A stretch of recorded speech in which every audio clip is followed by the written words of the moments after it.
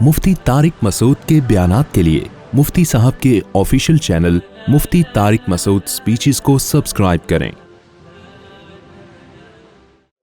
عربوں میں بہت ساری اچھی باتیں ہیں، ٹھیک ہے، کچھ خرابیاں بھی ہیں لیکن کچھ باتیں بڑی خاندانی بھی ہیں۔ سعودی عرب میں آپ دیکھو گے عربوں کو نا، بڑی سے بڑی موت ہو جائے، وہ پتہ ہے کیا کہتے ہیں؟ ما قدر اللہ۔ ابھی میرا 2-3 مہینے پہلے سعودی عرب کا سفر تھا، تو ایک حکومتی لیول پہ ایک بہت بڑے آدمی سے میری ملاقات ہوئی، کوئی سرکاری عہدے پر بھی تھے وہ، جس نے ملاقات کروائی وہ انڈین تھے۔ انہوں نے بتایا، وہ انڈین جو تھے نا میرے دوست، انہوں نے بتایا کہ یار اس آدمی کا حوصلہ میں نے دیکھا ہے، اس کے 10 سال کے بچے کی ڈیتھ ہوئی ہے اور اس نے ایسا صبر کیا ہے۔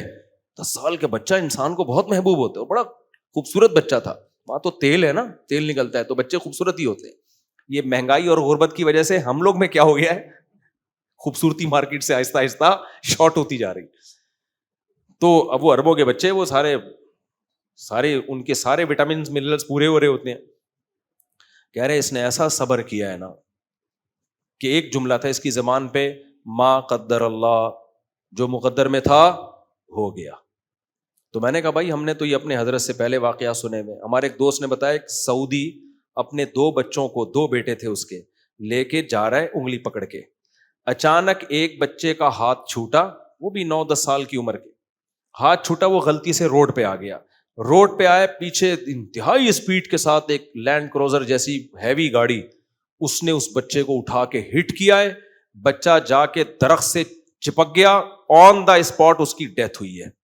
کہہ رہے میں اس عربی کے ساتھ تھا، میں نے دیکھا کہ وہ عربی نے گیا ہے، اپنے بچے کی لاش اٹھائی اور زبان میں الفاظ تھے، ما قدر اللہ، جو مقدر میں تھا ہو گیا۔ کہہ رہا اس کا ایسا حوصلہ، کہہ رہے وہ گاڑی والا رک گیا۔ اب قصور گاڑی والے کا بالکل بھی نہیں تھا، کیونکہ بچہ انگلی، وہ بچے ہوتے ہیں انگلی چھوڑ کے بھاگ جاتے ہیں، وہ روڈ پہ آ گئے، اس کا کیا قصور ہے؟ کہتے ہیں وہ گاڑی والا اترا، اس نے کہا بھائی دی ہے، تو اس نے کہا میں نے معاف کیا کیونکہ تمہارا کوئی قصور اس میں۔ تو یہ ہمارے حضرت بھی بڑے واقعات سناتے تھے عربوں کے نا۔ حضرت نے ایک واقعہ سنایا کہ کسی سعودی نے میری دعوت کی، اب تو آہستہ آہستہ وہاں بھی بے دینی آ رہی ہے، اب تو آہستہ آہستہ جب ظاہر ہے سیکولرزم، لبرلزم آئے گا تو جو جتنا چیختا ہے نا اس کو لوگ سمجھتے ہیں یہ ہے اصل۔ جو بے دینی جب آتی ہے نا تو میت پہ جو 2-2 فٹ اچھل کے ہاں ہی سر مار رہا ہوتا ہے، لوگ کہتے ہیں محبت تو اصل اس کو کہتے ہیں، اٹ از کالڈ محبت۔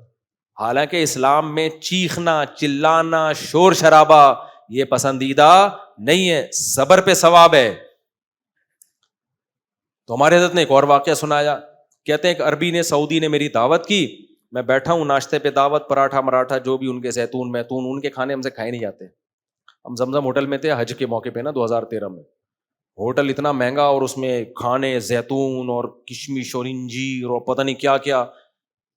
میں باہر نکلتا تھا کنی کترا کے، باہر پائے اور پراٹھے کھاتا تھا میں بیٹھ کے۔ میں نے کہا یار جب تک بھاری بھرکم نوالا پیٹ میں نہیں اترے ہمیں تسلی نہیں ہوتی۔ تو ٹھیک ہے انجیر زیتون بہت اچھی چیز ہے لیکن ناشتے میں یار پھر اتنا چلنا ہوتا تھا حج میں، ہم نے کہا یار، وہ پھر ایک بنگالی ہوٹل تھا، ہم کنی کترا کے نکلتے تھے وہاں پہ چھپڑ میں جا کے، پائے میں نا وہ ڈبو کے ہاتھ بھی، جب تک نہاری اور پائے سلیقے سے کھانے کی چیز نہیں ہے، یہ توہین ہے۔ جب تک نہاری میں انگلیاں نہ ڈوبے نا اچھی طریقے سے اور پائے میں انگلیاں نہ ڈوبیں، چپکے نہیں، اس کا مطلب اس کو پائے کھانے کے آداب معلوم نہیں ہے۔ اس پہ وہ شعر صادق آتا ہے، جو ذرا سی پی کے بہک گیا اسے میں کدے سے نکال دو۔ یہاں اہل ظرف کا کام ہے، یہاں تنگ نظر کا گزر نہیں۔ شرابی نے کہا ہے کہ ہمارے شراب خانے میں نا جو 2 گھونٹ پی کے بہک جائے اس بغیرت کو یہاں سے کیا کرو، کیا کر رہا ہے، توہین۔ یہ شرابیوں کا شعر ہے کہ جو ذرا سی پی کے بہک گیا، بوتلیں وہ چڑھانے والے لوگ آئے یہاں پہ، کچھ رسپیکٹ دیں شراب کو، اللہ معاف فرمائے یہ فضول بات ہے لیکن سمجھانے کے لیے۔ ایسے ایسے نیچ خاندان کے شرابیوں کے اپنے اصول ہوتے ہیں نا، نیچ خاندان کے 2 ڈھکن پیے اور ٹن پڑا ہوا تھا، نکل یہاں سے، صحیح ہے نا؟ کیا کہہ رہا تھا میں واقعی بھول گیا۔ ہاں نہیں دعوت تو تھی، ہاں تو وہ نہاری اور پائے کا جو اصول ہے نا وہ کیا ہے، انگلیاں اس میں تیر رہی ہیں. اس میں ایٹیٹیوڈ اور آداب والے آدمی کو آپ بولیں تو نہاری مت کھا, کیونکہ ٹیسٹ آتا نہیں ہے جب تک لقمہ پوری طرح سے اس نہاری میں ڈبکیاں نہ لگائے اور پائے میں ڈبکیاں نہ لگائے. میں نے تمیز والے لوگ دیکھے یوں کر کے نہیں یوں لگا کے کھا رہے ہوتے ہیں. ابے تو کیا کھا رہا, تو روٹی کھا رہا ہے, نہاری تو خالی شو مار رہے ہیں. لیکن پہلے اچھی طرح صابن سے ہاتھ دھلوا دیں اگلے کے, ورنہ لوگ ناک صاف کر رہے ہوتے ہیں وہی ڈبو کے کھا رہے ہوتے ہیں. وہ پہلے صابن سے, شیمپو سے, صابن سے, ڈیٹول سے ہاتھ دھو لو, پھر آؤ مقابلہ کرو. تو اب حضرت بیٹھے ہوئے اس عربی کے پاس, تو اس نے کیا کیا, ایک دم فون آیا کہ آپ کے بیٹے کا ایکسیڈنٹ ہو گیا ہے, آپ کے بیٹے کا ایکسیڈنٹ. کہتے ہیں اس عربی نے کہا انا للہ و انا الیہ راجعون. کہتے ہیں میں نے کہا کیا ہو گیا؟ انہوں نے کہا کچھ نہیں ہوا, آپ کھانا کھائیں. ان کا یہ تھا کہ مہمان بھی ٹینشن میں آئے گا بلا وجہ.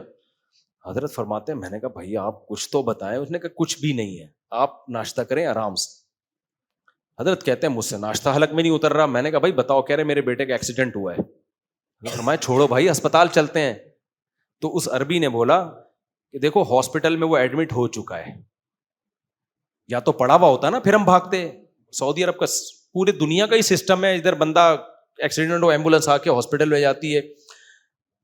ہمارے یہاں بھی ایسا ہوتا ہوگا, اللہ خیر کرے, ہوتا بھی ہے نہیں بھی ہوتا, ہر طرح کا ہی ہوتا ہے. پڑے رہتے ہیں لوگ, اللہ بچائے یار. اور ہاسپٹل میں لے جا کے آدمی کہتا ہے وہیں پڑے رہتے, تو بعض دفعہ ایسا بھی ہوتا ہے. تو اس نے کہا بھائی وہ ہاسپٹل میں جا چکا ہے, اب سیو ہے, اب کیا ہے, محفوظ ہے, اب ڈاکٹروں کے حوالے ہے, ہم کیا کر سکتے ہیں. حضرت کہتے ہیں میں اس کا صبر دیکھ کے حیران ہو رہا تھا. ابے تیرے بیٹے کا ایکسیڈنٹ ہوا ہے تو وہ کہہ رہا ہے بھائی ہو گیا نا, اب کیا کروں میں, وہی جملہ اس کی زبان پہ, ما قدر اللہ. اب ہمارے ناشتہ چھوڑ کے بھاگنے سے کوئی ٹھیک تھوڑی ہو جائے گا. اب ڈاکٹروں کے ہاتھ میں نہیں ہوتا تو ہم جلدی کرتے, ہماری تاخیر سے جان نہ نکل جاتی. سعودیہ کے ہاسپٹل بھی بڑے خاندانی قسم کے ہاسپٹل ہیں بھائی, ٹریٹمنٹ اب اس کا شروع ہو چکا ہے, اب ہماری جلد بازی سے کچھ بھی نہیں. اور کہتے ہیں وہی جملہ جو عربوں کی زبان پہ ہوتا ہے, ما قدر اللہ, جو مقدر تھا وہ ہو گیا, وہ ریورس نہیں ہو سکتا. ہم اللہ کی تقدیر پہ کیا ہے, راضی. حضرت کہتے ہیں ہمارے تو نوالا اتر نہیں رہا تھا, لیکن بہرحال اس کا حوصلہ دیکھ کے ہم کیا ہوئے, حالانکہ ہمارے حضرت کا حوصلہ اس سے بھی زیادہ تھا, لیکن چونکہ سوسائٹی میں نظر نہیں آ رہا تھا تو حضرت حیران اس لیے ہو رہے تھے کہ یار یہ بھی تو بعض چیزیں, کیونکہ وہ براہ راست قرآن سمجھتے ہیں نا. ہم تو مذہبی اسکالر سے سنتے ہیں نا قرآن, تو مذہبی اسکالروں میں کوئی صحیح بھی بیان کر رہے ہوتے ہیں, لیکن بعض لوگ اپنا ایک مائنڈ سیٹ لے کے ہر چیز کو اس پہ فٹ کر رہے ہوتے ہیں, تو اس سے قرآن کی حقیقی تعلیمات سامنے نہیں آتی پھر.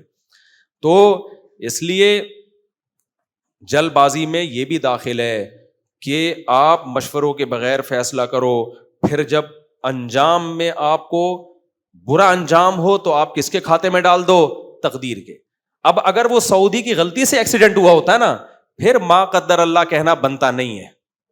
بغیر لائسنس کے بیٹے کو گاڑی دے کے چلا دیا ہوتا ہے بھائی, سکھائی نہیں ہوتی اور کہا تجربہ کر, پھر ایکسیڈنٹ ہوتا, کہتے کوئی بات نہیں, ما قدر اللہ. ما قدر اللہ نہیں, نالائق, جب گاڑی چلانا آتی نہیں تھی اس کے حوالے کیوں کی, روڈ پہ بھیجا کیوں اس کو.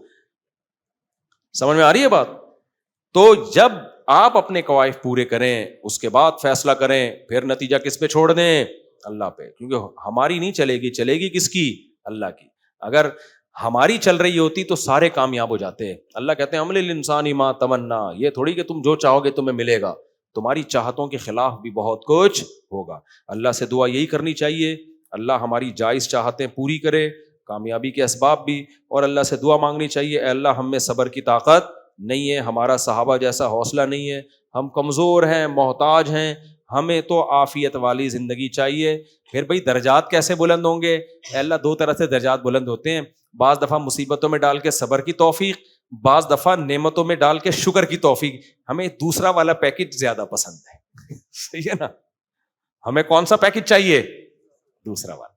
اے اللہ ایک پیکج وہ بھی ہے یعقوب علیہ السلام والا, ایوب علیہ السلام والا, پریشانیوں میں ڈال کے صبر کروایا ان کو. ایک اللہ سلیمان علیہ السلام والا بھی ہے, خوب نعمتوں کی برسات کی, ایسی بادشاہت, ایسی دولت, ایسی کنٹرولنگ پاور کہ ساری چاہتیں پوری ہو رہی ہیں, اور اس میں اللہ کو نہیں بھولے, اللہ کو یاد رکھا. تو اللہ ہمیں کون سا والا چاہیے پیکج. تو ابدیت کا تقاضا یہی ہے کہ ہم دوسرا پیکج مانگے اللہ سے. ایک صحابی نے نبی سے جب صبر کے فضائل سنے نا, تو اللہ سے دعا مانگ رہے اللہ مجھے خوب مصیبتیں دے، پھر صبر کی توفیق دے تاکہ میرے درجات بلند ہو. آپ صلی اللہ علیہ وسلم نے منع کیا ان کو اللہ سے مصیبتیں. دیکھو صحابہ کا ایمان کتنا تگڑا تھا. تو انہوں نے آپ نے فرمایا نہ کیونکہ یہ ابدیت کے خلاف ہے. اب محتاج اسے کہتے ہیں فقیر بن کے رہو. فقیر کبھی کہتا ہے دے سکتے ہو تو دے دو ورنہ میں صبر کروں. وہ کہتا ہے بھائی مجھے پیسے چاہیے، میرے گھر میں راشن ختم، میرے گھر میں یہ نہیں، بھی جو مسئلے ہوتے ہیں نا وہ بھی ڈالے گا کھاتے میں. تو ہم تو فقیر ہیں، ہم تو جو نئی مسئلے ہیں وہ بھی کس اللہ کے سامنے رکھیں گے، جو فیوچر میں آنے والے جو ہو چکے. ہم اللہ سے یہ کہیں گے اللہ ہم میں یعقوب علیہ السلام جیسا صبر تو دور کی بات، ہم میں تو صبر ہی نہیں ہے، ہمیں سلیمان علیہ السلام والا پیکج چاہیے. مانگنا ہم نے یہی ہے، کوشش ہم نے اس کی کرنی ہے. پھر کوئی مصیبت آ جائے تو صبر کی کوشش کرنی. اللہ تعالیٰ سمجھنے کی عمل کی توفیق.